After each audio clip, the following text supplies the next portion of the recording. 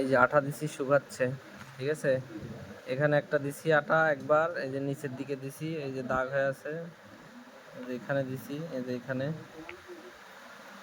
ঠিক আছে। এই ডানটিতে দিছি, এই ডানটিও গেছে, এই ডানটিতে দিছি, এই যে মাঝখানে এদিকে একটা, ঠিক আছে। এই যে এইখানে, এইখানে দেখতে পাচ্ছেন। আর এই যে কত জায়গায় যে দিছি আঠা,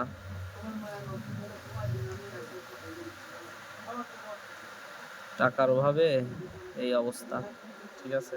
এই যে আবার আঠা দিয়ে এখন ধরে বসে নিয়ে আসি। আর কত পরিমাণ দাগ পড়ছে দেখা যাচ্ছে, দেখেন। আসলে ক্যামেরা কি বলবো, আমিও দেখে এখন অবাক। এই দাগ,